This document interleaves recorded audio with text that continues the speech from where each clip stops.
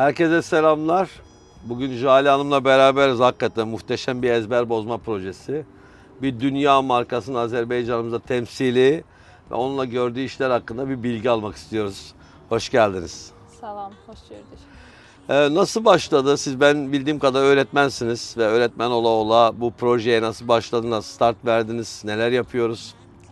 Əslində mən 18 ildir ki, müəllimlik edirəm və sırf IELTS, TOEFL, Duolingo və eyni zamanda beynəlxalq imtahanlara hazırlıq prosesi və beynəlxalq layihələrə ev sahibliyi edirik. Və 13 illik fəaliyyətimdən sonra düşündüm ki, artıq şirkətləşmək vaxtıdır. Süper. Çünki əvvəlcə evdə tutorluq edirdim və ev şərtləri altında öyrətmənlik deyirik sizdə, ev hocası olaraq fəaliyyət göstərdim. Amma daha sonra isə bir iş adamı ilə tanış oldum Portuqaliyada. Və bizim şirkətimiz UK-based bir məktəbdir. Biz dünyada məktəb olaraq fəaliyyət göstəririk.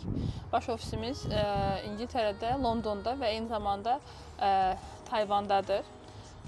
Və preschooldan 12-ci sinifə qədər dərs verir məktəbimiz. Amma mən Azərbaycanda sırf xarici təhsil və beynəlxalq layihə mərkəzi olaraq fəaliyyət göstərirəm və Azərbaycan şöbəsinin rəhbəriyəm. Və bayaq qeyd etdiyim kimi Portuqal iş adamı ilə tanış oldum və onun dəstəyi sayəsində bu global brendi Bakıya və Azərbaycana gətirməyi bacardım. Maşallah. Bakın arkadaşlar, gerçekten büyük bir ezber bozma projesi. 13 yıllık bir eğitmenlikten sonra şirketleşmeye gitmek ve o şirketi kurmak, işte hayatımıza giren insanlarla ilgili yapacağımız koordinasyonlarla ilgili bazen ülkemizde, bazen dünyanın bir ucunda, işte Portekiz gibi bir noktada, Portakalya'da Aynen. bir iş insanıyla tanışmasından sonra doğan bir iş ve hikayeyi anlatıyor olacak. Gerçekten meraklandık ve o süreçten beri, yani eğitim sürecini yaptıktan sonra ki durumdan sonra böyle işte UK'de merkezi olan, Tayvan'da merkezi olan bir global bir markanın Azerbaycan temsilcisi olmak sizi zorladı mı? Sizi sıkıntıya soktu mu? Nasıl başardınız bu ezber bozmayı? Əslində mən bu layihəyə başlayanda, ümumiyyətlə bu sahibkarlıq fəaliyyətinə başlayanda və xüsusən də xarici bir brendi Azərbaycana gətirəndə mənim ətrafımda çox insan dedi ki, sən buna ehtiyacın yoxdur. Çünki sən yetəri qədər ölkədə tanınan müəlliməsən və sən Jale Akademi yaratsan daha uğurludur. Nəinki Shein English School. Amma mən düşündüm ki, artıq biz tələbələrimizə qlobal bir layihə və qlobal imkanlar açmalıyıq. Və bilirsiniz ki, bizim lokal mərkəzlər dünyaya çox açıla bilmirlər və beynəlxalq layihələri qazana bilmirik. Və mənim qloballaşdırmaqda əsas məqsədim tələbələrimizə o qlobal layihənin bir hissəsi etmək idi və təhsilimizdə fərq yaratmaq idi. Və düşünürəm ki, artıq 8 ildir Azərbaycanda fəaliyyət göstəririk və 5 ildir ki, BNT-nin dayanıqlı inkişaf layihəsinin ölkə təmsilçisiyik. Muhteşem.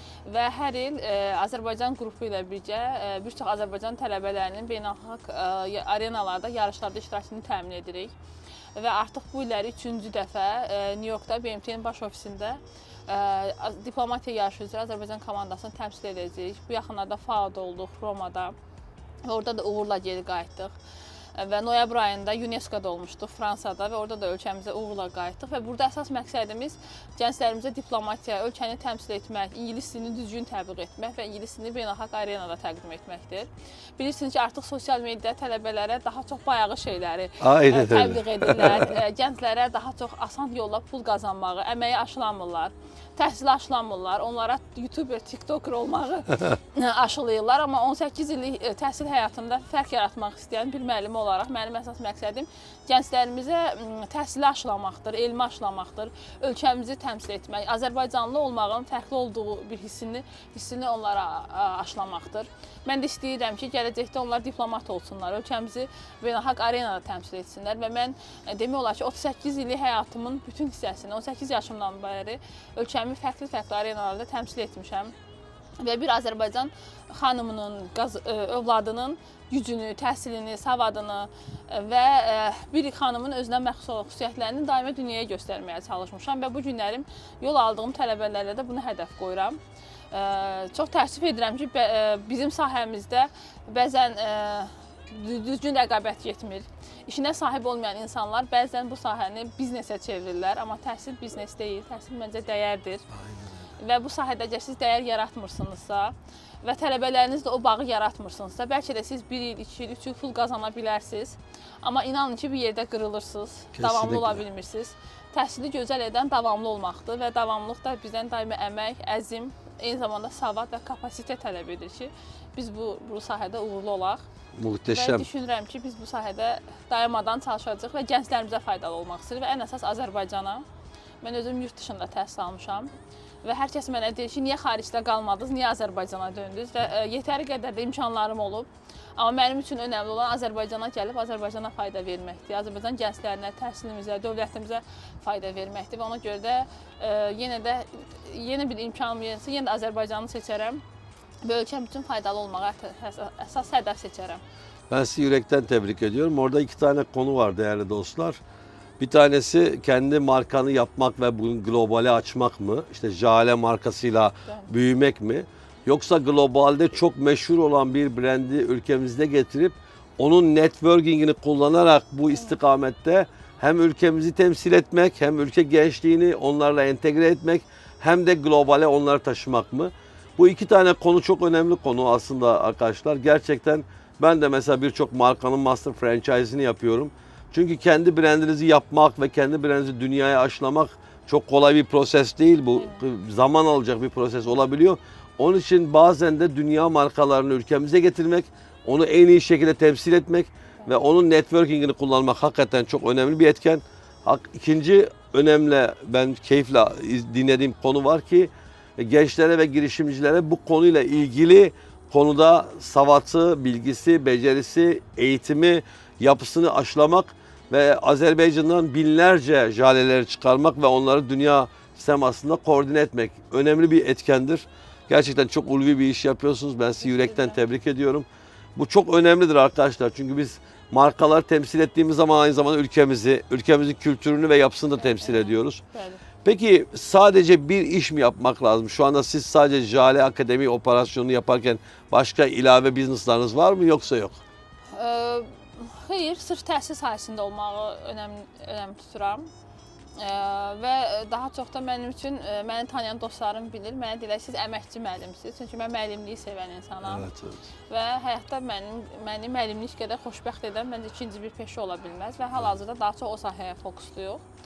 Və amma Şeyinin öz brendi adı altında biz xaricdə təhsil fəaliyyət edirik, tələbələrin yurt dışında təhsilini təmin edirik və bütün dünyanın dünyanın bir çox ölkələrində beynəlxalq kamplar həyata keçiririk. Amerikada, İngiltərədə, Barselonada və hər ay demək olar ki, BMT layihələri çərçivəsində fərqli ölkələrdə səfərlərimiz olur. İndi inşallah ayın 18-i New Yorka yola düşür. Daha sonra Los Angeles olacaq, Las Vegas olacaq və fərqli layihələr həyata keçiririk və eyni zamanda lokalda kamplarımız olur. Və yetəri qədər öz təhsil sahəmizdə yetəri qədər məhsullarımız olduğuna görə başqa bir biznesə hərəki qatmaq düşünmürəm. Çok doğru bir tespit, çok doğru. Və mənim üçün bir sahədə məşhurlaşmaq, adını markalaşdırmaq çox önəmlidir. Mən heç vaxt trend olmağı seçənlərdən deyiləm. Mənim üçün brend olmaq daha önəmlidir.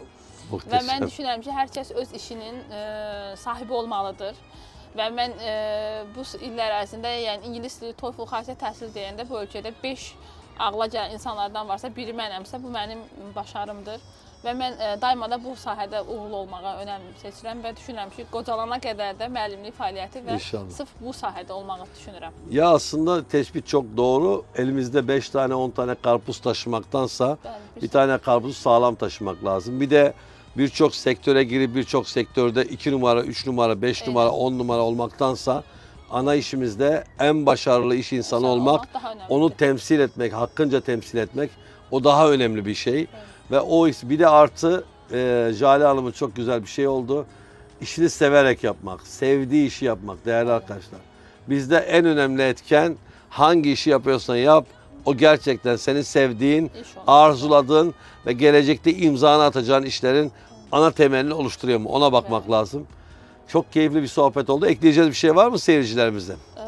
Sadəcə buradan tələbələrə üzümü tuturam və eyni zamanda bu sahədə biznes qurmaq istəyən insanlara mən düşünürəm ki, təhsil sahəsində biznes quran insanlar birdən-birə o biznesi qurmamalıdırlar Bəzən biz çox görürük, kurslar açılır, bir müddətdən sonra bağlanır. Bunun səbəbi odur ki, təhsildə olan insan bu yolu keçməlidir və siz o bazarı bilməlisiniz. Məsələn, bizim öz işimizdə hansısa bir müəllim mənə gəlib deyəndə ki, tələbə zəifdir, mən bundan nəticə əldə edə bilmirəm. Mən o problemi özüm həll edə bilmə potensialına malikəm, çünki mən özüm müəlliməyəm və mən onu hiss edirəm.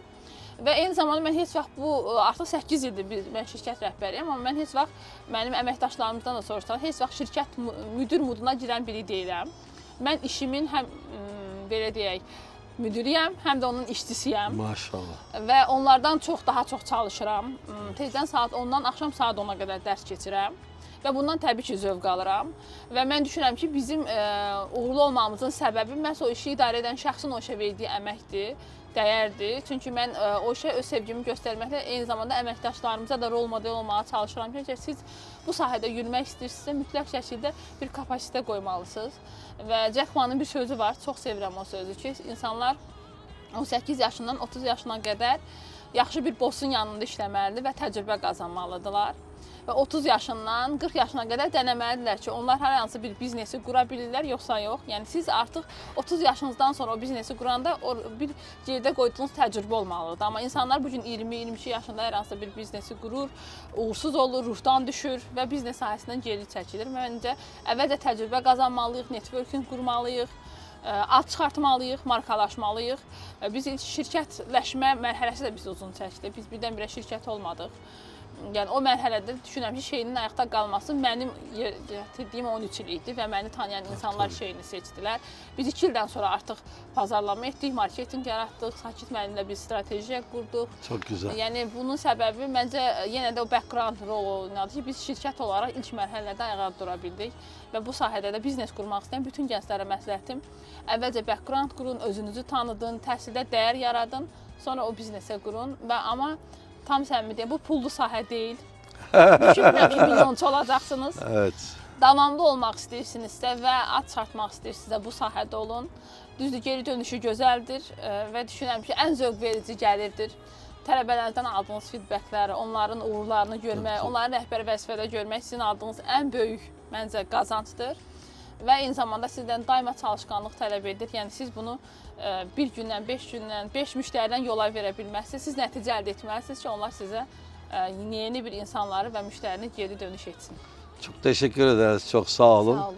Burada önemli bir etken daha çıkıyor karşımıza arkadaşlar. Patron olmak mı, lider olmak mı? Şimdi Jale Hanım diyor ki ben öğretmenimle, öğrencilerimle o kadar entegreyim ki yani liderlik aslında budur. Yani ben olmak değil, patronluk ben olmaktır. Ama liderlik biz olmaktır. Onunla beraber yürümektir, onunla beraber gelişmektir, onunla beraber sıkıntılar yaşamaktır. Belli bir aşamaya geldikten sonra yine derslere girmektir. Hatta bir öğrencinin dersinde problem oluyorsa onun peşesi ve inkişafı öğretmenlikten yana olduğu için oraya müdahale etmektir ve onu koordine etmektir. Hakikaten çok keyifli bir sohbet oldu. Bildiğiniz üzere 4 April tarihinde inşallah Özbahçeli Investor'a biz Four Seasons Otel'de bir program daha hayata geçiriyor olacağız. İnşallah Jale Hanım'ı da orada görmek istiyoruz. Ve Dubai'nin Bingatti grubuyla bir iş ortaklığımız ve birlikte beraber yol yürüme hadisemiz ortaya çıkacak. Onlarla beraber olacağız. Bakü'de, Four Seasons Otel'de. Ben bütün katılımcılara seslenmek istiyorum ki startuplar için, annenevi business'lar için ve iş insanı olmadan önce özel hayatta belli bir aşamada gelmiş eğitimci, başka sektörlerde olan bütün arkadaşların şirketleşmesi ve şirketlerinin de marka ve brandleşmesi için mutlaka bizi izlemeye devam edin. Allah yar ve yardımcınız olsun. Kalın sağlıcakla.